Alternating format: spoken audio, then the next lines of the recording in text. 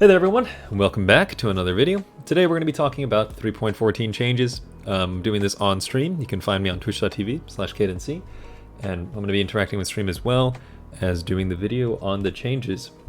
Now I would like to preface this by saying I've already looked at the changes. I've done a few hours of research personally, as well as talked with some very experienced players, and I have gathered my opinions to the most degree, for the most part, on the vast majority of these changes.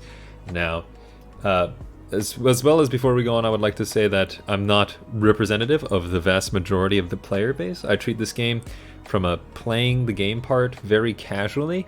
I play probably pretty little in terms of actual gameplay compared to most players. For the most part, I spend a lot of it crafting and theorizing, as well as developing various strategies to make currency, as well as supporting my friends and, just having a good time. Making wacky builds and whatnot. So without further ado, let's kind of get started. Starting with the ultimatum stuff itself. Now, that's like the vast majority of this teaser/release, because we don't have the official patch notes yet, but I'm a huge fan of the ultimatum. It does feel like Ritual 2.0, which is amazing, because I personally thought Ritual was an amazing League mechanic. I think Ritual had real potential to be a core mechanic, and to not my surprise at all, it did become core.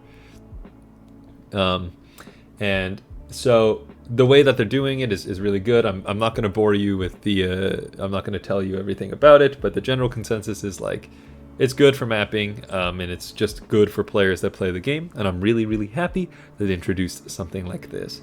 And for the most part, it's really cool to see this sort of mechanic in the game. I'm really happy that this does two things. One, it introduces a way for new players to get into mapping, okay? And two, it gives you the option to develop builds to the level of high tier mapping. Chat is A tier today, but it's super cool. I'm really happy that they've done something like this, and honestly, I'm hyped for it. But for the most part, I'm hyped for most League mechanics because it's a novel experience for me always. I didn't really get to experience the ritual mechanics too much until basically the last month and a half of League. I love this idea of the double or nothing and being able to trade these ultimatums, and basically you can sell mirrors for like less than a mirror, right? Assuming your build's good enough, or you potentially lose a mirror or whatever. Like, it's super cool just to think about like the chances of that happening.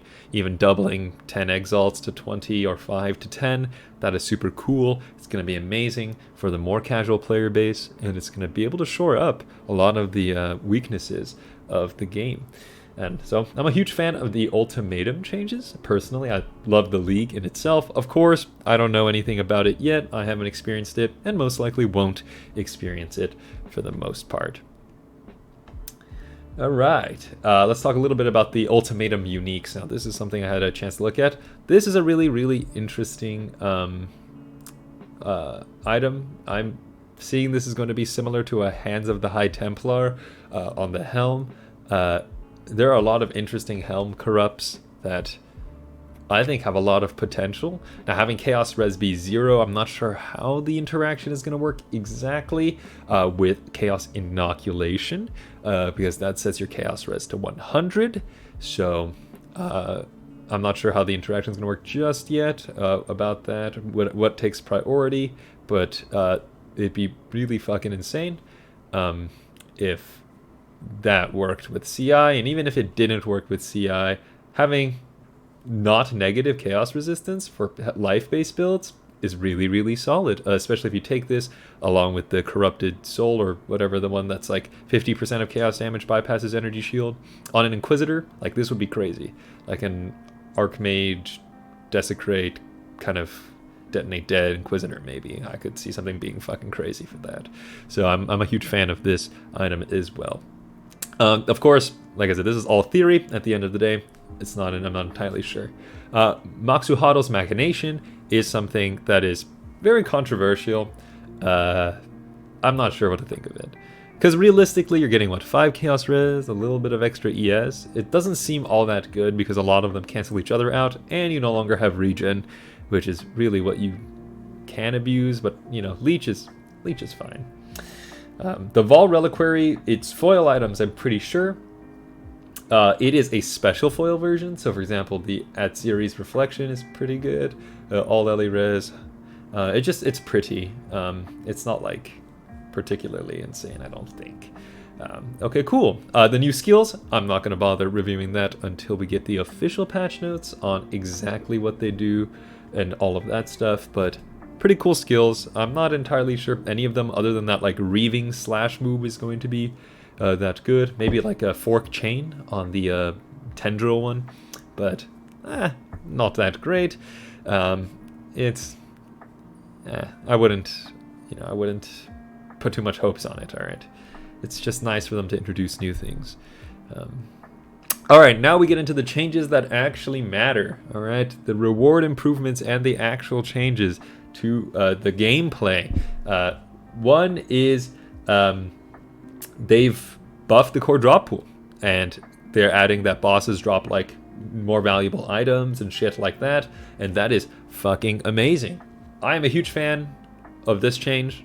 I think this is going to be great for new players. It's going to be great for experienced players. More experienced players are going to, find it even easier now to speedrun the content, which, it's going to be phenomenal, right? A little bit of luck at play. And the newer players who are having it a bit rough are going to get a little bit more of an edge when they start doing maps, and it's going to be phenomenal for that experience.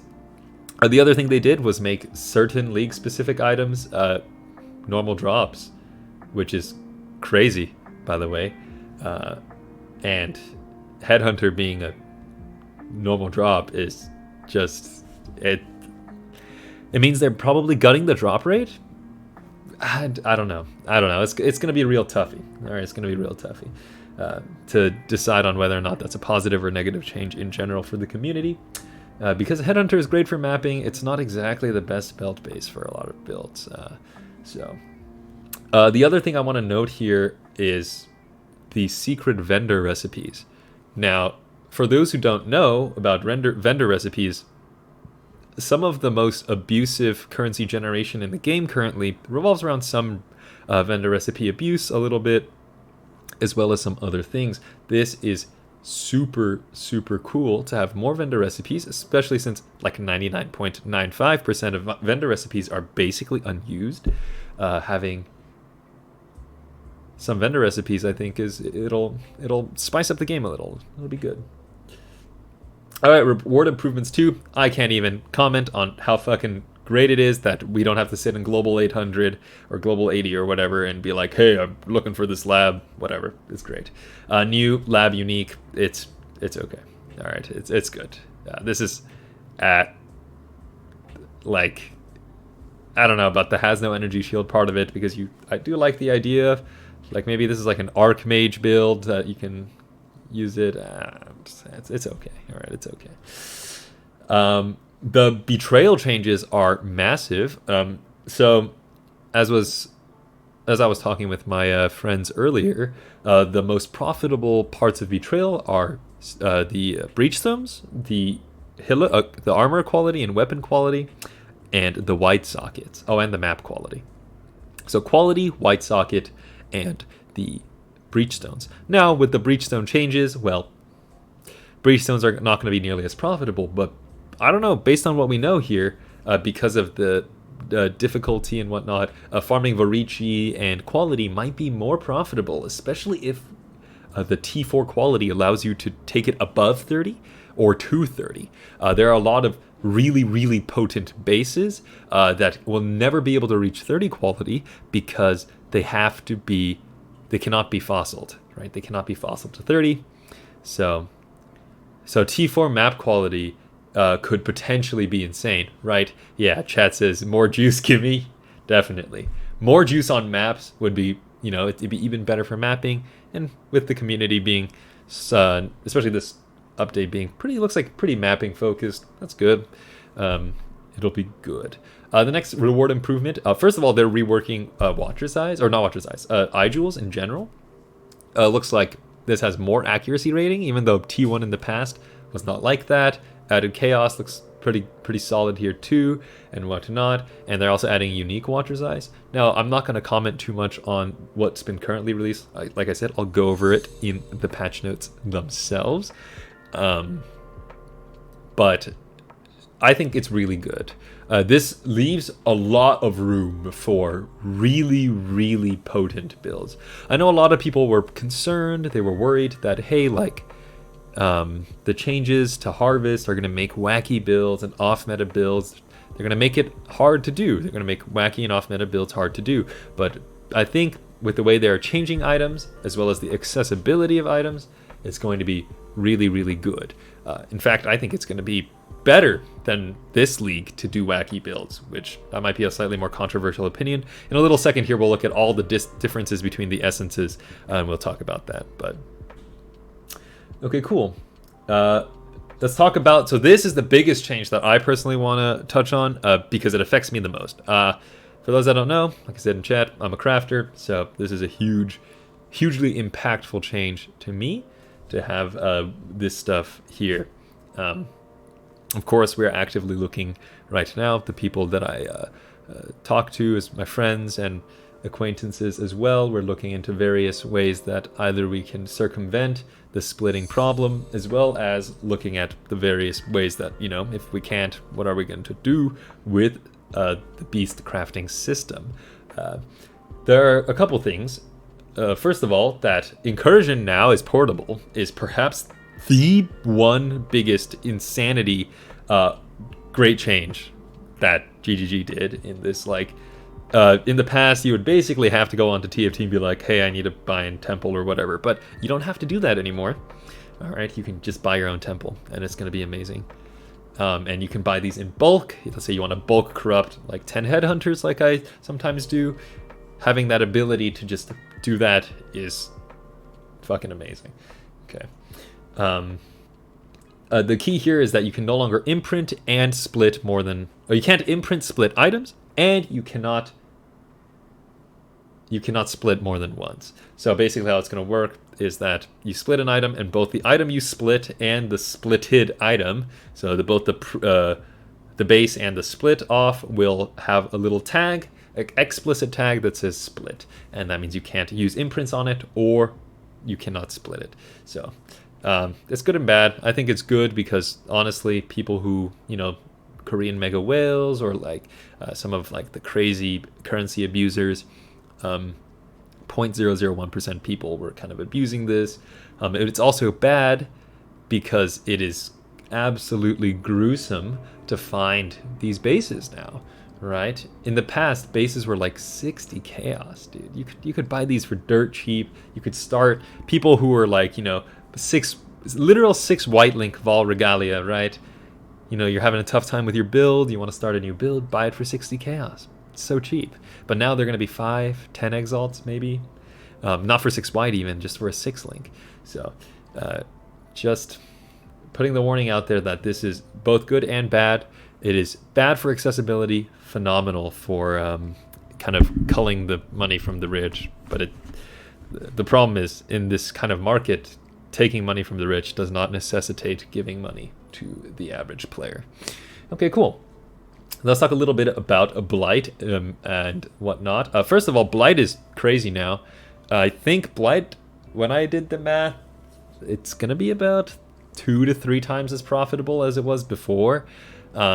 Especially early league, 2 to 3 times. I'm genuinely certain it's going to be pretty insane. But of course, it's difficult to tell. Still,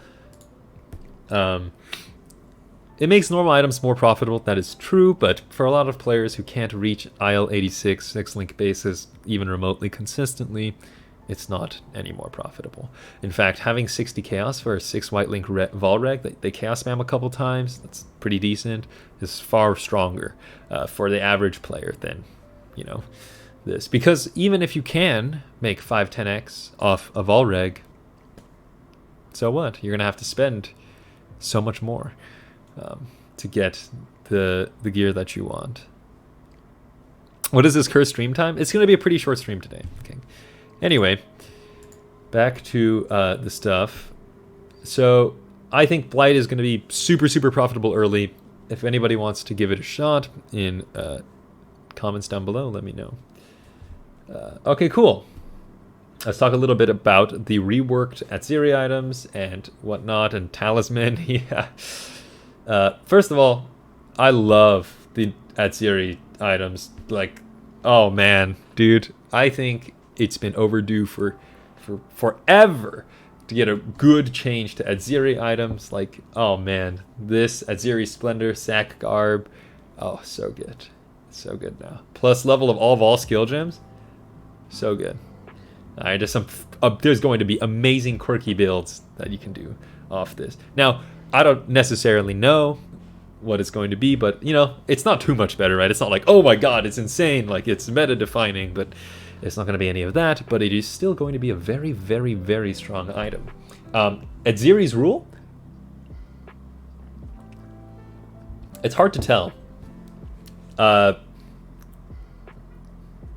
It basically, you become Atziri, right? You either get like the fireball ring thing, or you get the lightning everywhere.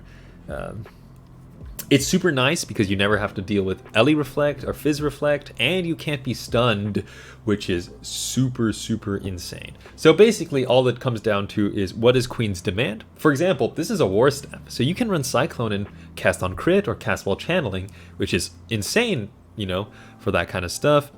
We'll kind of have to see what that ends up being. And that's basically all of the changes so far that they've released. And so without going into too much detail, my thoughts on it, let me scroll down a little bit just to make sure. I think everything else is about PoE 2. Yep. So yeah, the TLDR, if you had skipped to the end of the video, is beast crafting is no longer as abusive. And that's super good because that takes money away from the 0.01% of players, and for the most part decentivizes RMT a little bit. And it also, you can no longer imprint split items, and you can only split items once. That's super, super good. The Temple of Atzoatl is now a portable item that you can trade to players, which makes buying and selling Temple and Heart of the Groves and stuff like that significantly easier, which is a huge quality of life improvement. There's a bunch of other quality of life improvements, including making builds that generally can't work, do work. And I'm really happy and excited to see what GGG has planned in the patch notes. We will definitely review that as well. Thank you all for watching. I stream almost every day, sometimes here, twitch.tv/cadenc, and come tune in.